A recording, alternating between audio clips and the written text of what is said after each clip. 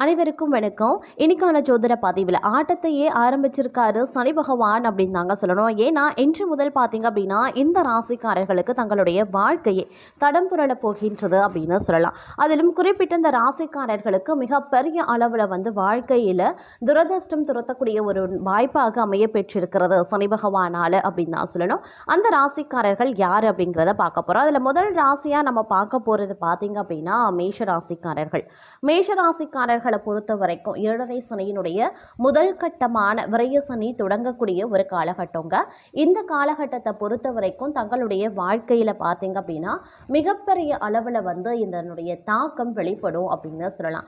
ஏன்னா விரய சனி அப்படிங்கிறதுனால இந்த நேரத்தில் பார்த்தீங்க அப்படின்னா அதிகப்படியான செலவினங்கள் அதிகரிக்க செய்யும். சுபகாரியங்கள், திருமண பேச்சுவார்த்தை, வளகாப்பு, மஞ்சள் நீராட்டு, அது மட்டும் இல்லாமல் புதுமனை புகுவிழா, வீடு கட்டுறது போன்ற சுப நிகழ்வுகளால் ஏற்படக்கூடிய செலவினங்கள் அதிகரிக்கலாம்.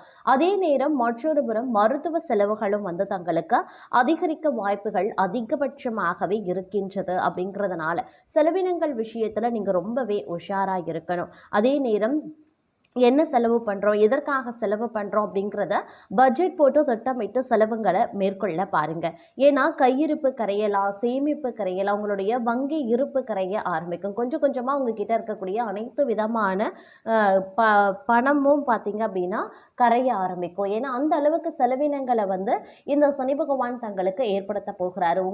ஒரு சில நேரங்களில் பார்த்தீங்க அப்படின்னா உங்களுடைய சொத்துக்கள் கூட நீங்கள் விற்பதற்கு உண்டான வாய்ப்பாகவும் அமைய பெறலாம். அந்த அளவுக்கு பார்த்தீங்கன்னா இந்த காலம் நிறைய விரயங்கள், நிறைய செலவினங்கள், எதிர்பாராத செலவினங்கள், திடீர்னு ஏற்படக்கூடிய செலவினங்கள் அப்படின்னு உங்களை ரொம்பவே வாட்டி வதைக்கும்.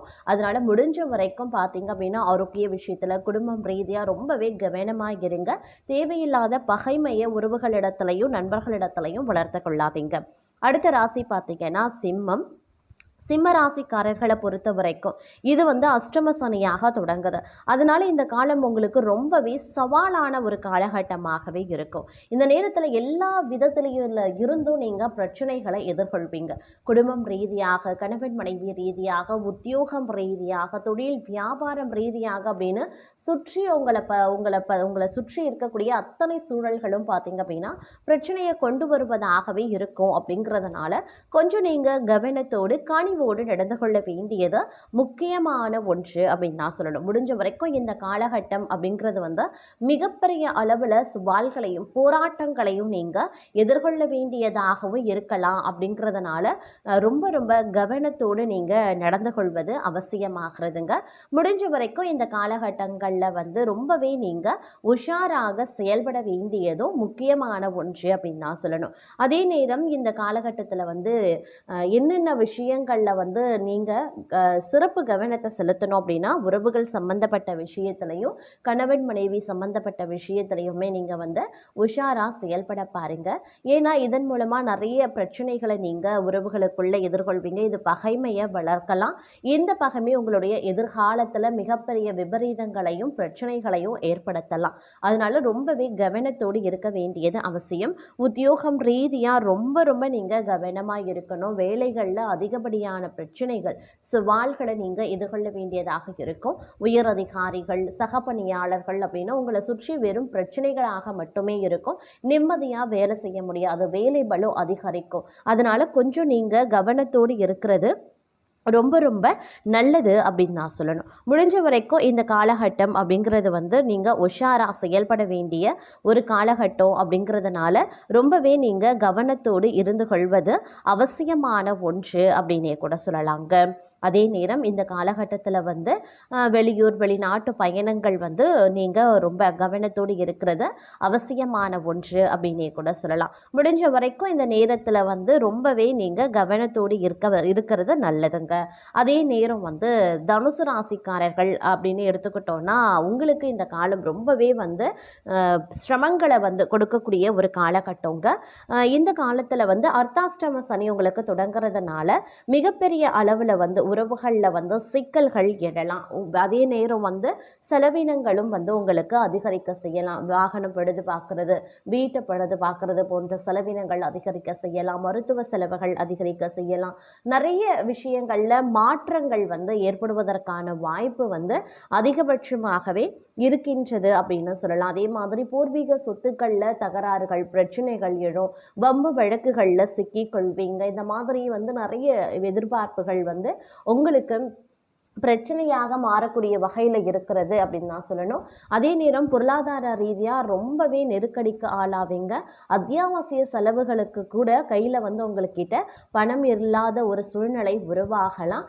அதே நேரம் வந்து சின்ன சின்ன விஷயங்களுக்கு கூட நீங்கள் பெரிய அளவில் வந்து சிக்கல்களை வந்து எதிர்கொள்ள வேண்டியதாக இருக்கும். அப்படிங்கிறதுனால கொஞ்சம் நீங்கள் கவனத்தோடு கனிவோடு நடந்து கொள்ள வேண்டியது முக்கியமான ஒன்று அப்படின்னு நாங்கள் சொல்லணும்.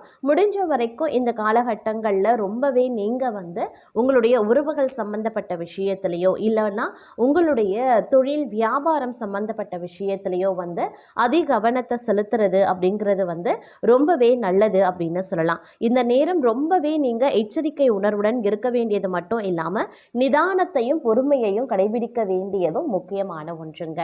அடுத்து நாம பார்க்க போற ராசி கும்பம். கும்பராசிக்கு 7.5 சனியினுடைய இறுதி கட்டமான பாத சனி தொடங்குதுங்க.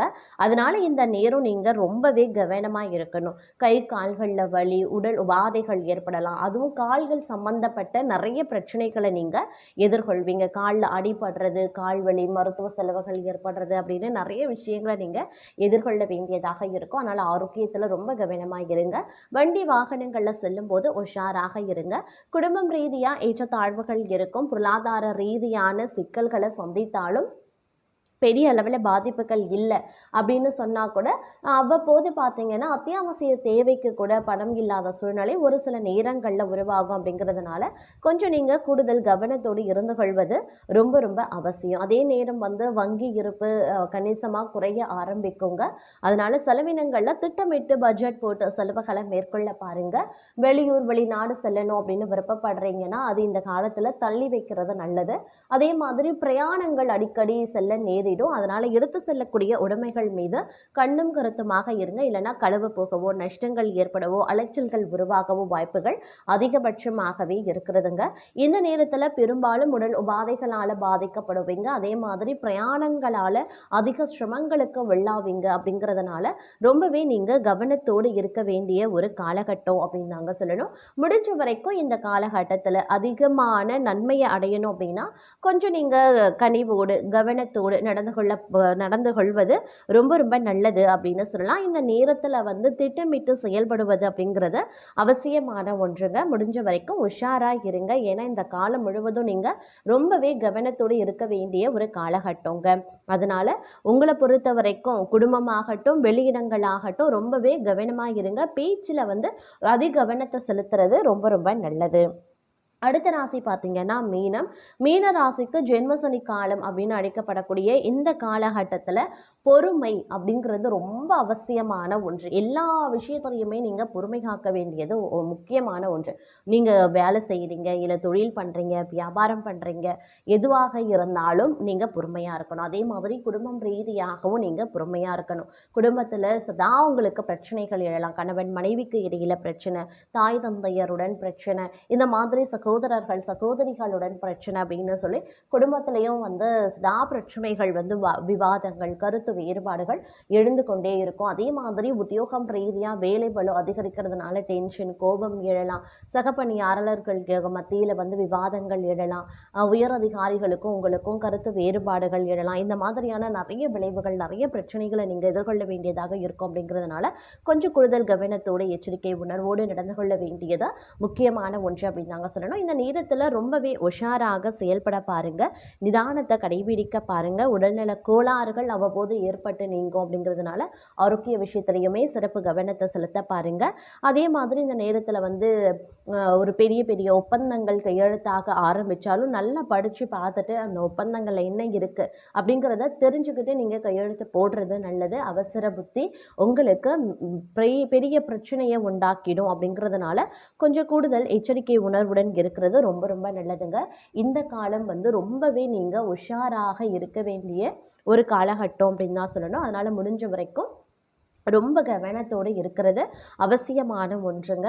முடிஞ்ச வரைக்கும் இந்த காலகட்டத்தில் வந்து நீங்கள் சனி பகவானை வழிபடுறது சால சிறந்தது அப்படின்னு சொல்லலாம். இந்த காலகட்டத்தில் வந்து சனி பகவானால் கஷ்டங்களை அனுபவிக்கக்கூடிய இந்த மேஷ ராசிக்காரர்கள், சிம்ம ராசிக்காரர்கள், தனுசு ராசிக்காரர்கள், கும்ப ராசிக்காரர்கள், மீன ராசிக்காரர்கள் வந்து சனி பகவானை வழிபடுவது சால சிறந்த ஒன்று.